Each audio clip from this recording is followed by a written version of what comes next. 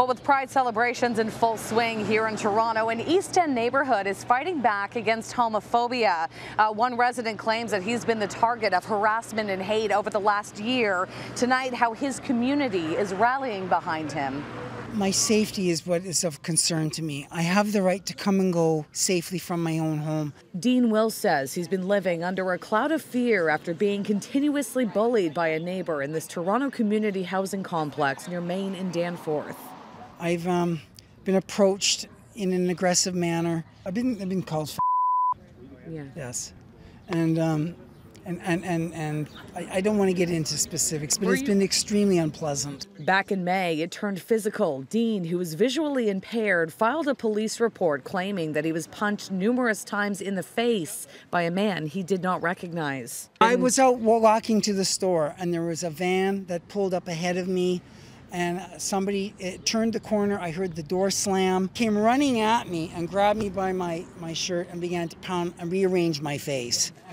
Dean tells me the overall harassment has been going on for about a year. He's been formally complaining to TCH, asking for protection against an abusive neighbor, but claims very little was done. I wanted a security camera. I wanted them to respond in a manner that ensured my safety and to address this aggressor.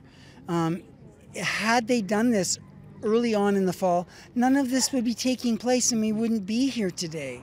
While TCH cannot give me specifics due to privacy laws, I'm being told it's very difficult to evict, but if a tenant is charged with a crime against another tenant, they would immediately apply to the Landlord-Tenant Board for eviction against the accused. On behalf of the Danforth and Woodbine community, all 7,000 members of us, we have a replacement pride flag for you. Dean's story has been gaining momentum on social media. This is now the second time the community has rallied together to replace his rainbow flag that's been ripped off the side of his unit. I wish every gay person had this, because not everybody does. I think it's important for him to show that people are listening and do care. Dean says he recently posted this sign warning of a hidden camera as a way to protect himself. A real security camera being donated on behalf of his neighbors should be installed in the coming days. The institutions that are there in society from all of us that we contribute to through our tax dollars, they need to be more responsible, especially to vulnerable people, in a much quicker fashion.